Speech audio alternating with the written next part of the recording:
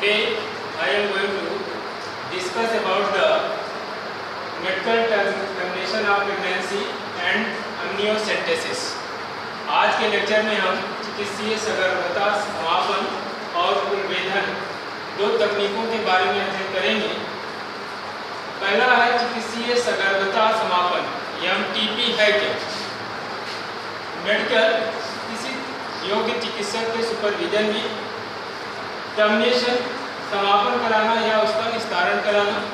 Pregnancy गर्भ, जो गर्भ धारण हुआ है उस गर्भ को किसी योग्य चिकित्सक के द्वारा समापन कराना यानी कि गर्भ को निकालना।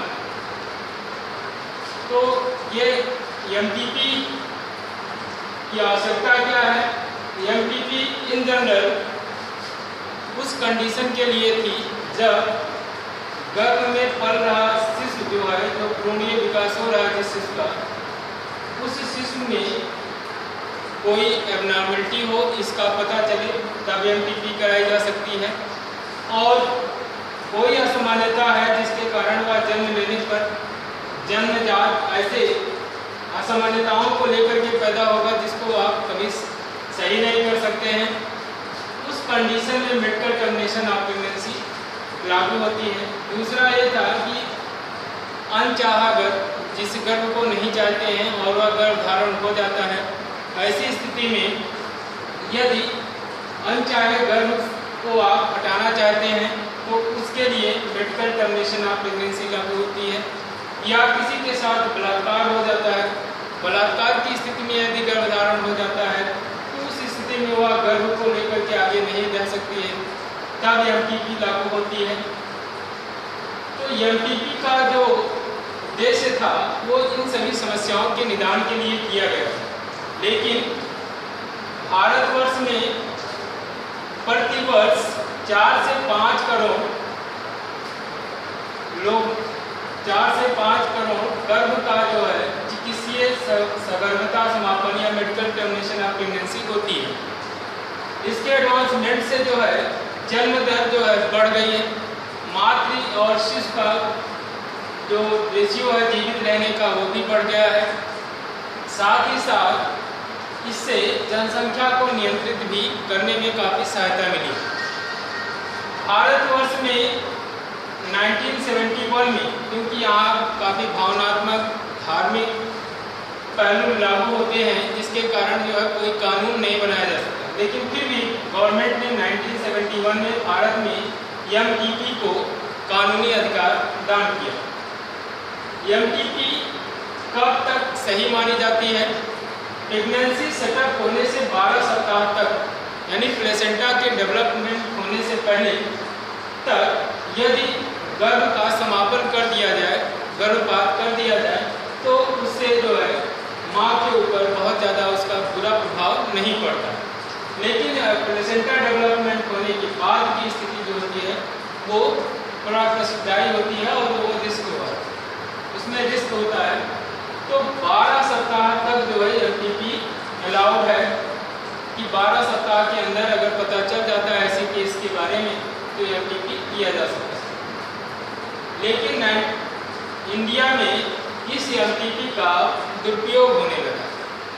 MTP का दुरुपयोग क्या है कि इसके द्वारा जो मादा शिशु यानी कि लड़कियों के पैदा होने की स्थिति में कई ऐसे स्टेट हैं जहां पे लड़कियां अगर गर्भ में आ जाती हैं, उसका पता चल जाता है तो गर्भपात करा दिया जाता है MTP के थ्रू, जिससे लिंगानुपात घट रहा है। लिंगानुपात को सामान्य बनाए रखने के लिए भारत सरकार ने पुनः एक कानून बना करके अधिनियम बनाया है जिसके अंतर्गत इस तरह के कार्य करने वाले डॉक्टर्स को और इस तरह का जो निर्णय लेने वाले दंपति के खिलाफ कानूनी प्रावधान बनाए गए। अब चिकित्सीय सगर्भता समापन के बाद amniocentesis दूसरी टेक्निक पे आते हैं। amniocentesis या उलभेदन क्या है?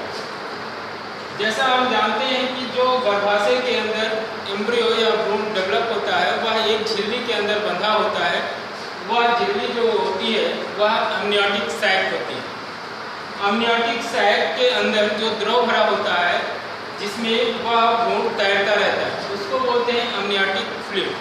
जैसे जैसे भ्रूण बढ़ता है वैसे वैसे जो उसके शरीर से कोशिकाएं निकलती हैं वो कोशिकाएं उसमें तैरती रहती हैं और डिजनरेट होकर के समाप्त हो जाती है। इसी अमनियोटिक फ्लूइड को नीडल या सिरिंज के माध्यम से प्लेसेंटा, अम्बिलिकल कॉर्ड यानी नाभनाल और फीटस यानी उसके अंदर जो शिशु पल रहा है इसको बचा करके सिरिंज की सहायता से अल्ट्रासाउंड टेक्निक से जांच करके कि वह लोकेशन कहाँ है जहाँ पर इसको कोई नुकसान नहीं हो, उस जगह से हम सिरिंज के माध्यम से 10 से 20 ml अमनियोटिक फ्लूइड उससे खींचते हैं, सक करते हैं और उस 10 से 20 ml अमनियोटिक फ्लूइड का फिर सेंट्रीफ्यूगेशन टेक्निक के द्वारा सेल्स और उसमें जो केमिकल है या जो उसमें फ्लूइड है उसको अलग अलग करते हैं। सेल्स नीचे सेडिमेंट हो जाती हैं और जो फ्लूइड होता है सुपरनाटेंट वो ऊपर आ जाता है। फ्लूइड के माध्यम से जो भी केमिकल उसमें अवेलेबल रहते हैं जिनसे ये पता चलता है कि जो गर्भ में शिशु पल रहा है उसमें कोई डिसऑर्डर या कोई असामान्यता तो नहीं है जो कि जेनेटिक हो और बाद में उसका जो है कोई निस्तारण न किया जाए। एक्चुअल में अमनियोसेंटेसिस टेक्निक का उपयोग जो है या इसका इजाद आविष्कार इसीलिए हुआ था कि गर्भ में पल रहे शिशु में कोई एबनॉर्मलिटी या असामान्यता या कोई ऐसा डिसऑर्डर रोग तो नहीं है जिसके कारण जो शिशु पैदा होगा वह जन्मजात ही विकलांग होगा और उसमें जो है सर्वाइवल की दिक्कत आएगी, वो सर्वाइव नहीं कर पाएगा। ऐसे पता करने इस सब चीज़ों के बारे में या इन कंडीशंस के बारे में पता करने के लिए इस टेक्निक का उपयोग किया जाता है। लेकिन ये कब लागू होता है, कब हमको इसको करना चाहिए, तो गर्भधारण से 15 से 20 सप्ताह के मध्य इस तकनीक का उपयोग किया जाता है। कारण क्या है, उस समय अमनियोटिक फ्लूइड की मात्रा 250 ml के लगभग होती है। यह पर्याप्त मात्रा होती है जिसमें शिशु जो है, जो एम्ब्रियो है भ्रूण, वह आसानी से तैरता और पोषण लेता रहता है। तो तैरने के लिए, शॉक से बचाने के लिए ये मेनली अमनियोटिक फ्लूइड का उपयोग होता है। तो अमनियोटिक फ्लूइड की मात्रा कम न होने पाए इसीलिए इस समय का निर्धारण किया जाता है जिस समय अमनियोटिक फ्लूइड की प्रचुर मात्रा होती है। अगर आप उसमें से 10-20 ml निकाल लेते हैं तो वह दिक्कत नहीं करता। इस 20 ml का सेंट्रीफ्यूगेशन करने के बाद जो सेल्स होती है उससे क्रोमोसोमल उसका कल्चर किया जाता है। कल्चर करके उसकी संख्या बढ़ाई जाती है और जब संख्या बढ़ जाती है तो उसमें क्रोमोसोम्स के अध्ययन के लिए उसका उपयोग किया जाता है। और दूसरा जो सुपरनाटेंट होता है उसमें कौन कौन से ऐसे केमिकल इन सेल्स में बन रहे हैं जिससे उस गर्भ में पल रहे शिशु में कोई डिसऑर्डर या असामान्यता हो सकती है।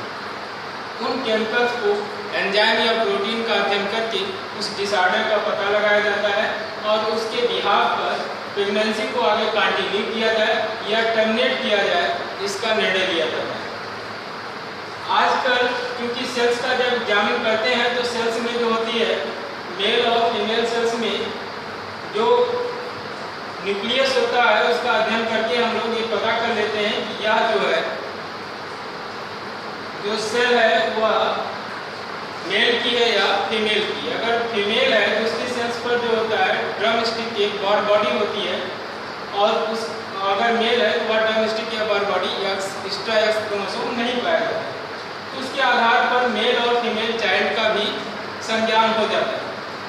जबकि इसका उपयोग केमिकल एनालिसिस के लिए किया गया था, लेकिन बाद में चूंकि सेल का कल्चर किया जाता है क्रोमोसोमल एबनॉर्मलिटी को देखने के लिए, एब्रेशंस को देखने के लिए, तो उसके आधार पर वहाँ पर वो मेल और फीमेल चाइल्ड के होने की भी जांच कर देते हैं, जिसके आधार पर वो लिंग या सेक्स डिस्क्रिमिनेशन का एस्पेक्ट यहाँ आ जाता है कि लिंग को जो है वो आइडेंटिफाई करते हैं। फिर ये निर्णय लिया जाता है कि ये मेल चाइल्ड है तो इसको कंटिन्यू किया जाए, फीमेल चाइल्ड है तो इसको अवॉइड कर दिया जाए। ये इस तकनीक का उपयोग इसके लिए जब से होने लगा तो इस पर भी सरकार के द्वारा रोक लगा दी गई। अब एक निश्चित प्रावधान के अंतर्गत ही इसका उपयोग किया जा सकता है। ये टेक्निक है क्या? एक्चुअल में यह टेक्निक है PDT, प्रीनेटल डायग्नोस्टिक टेक्निक, या जन्म से पहले की जांच करने की एक तकनीक।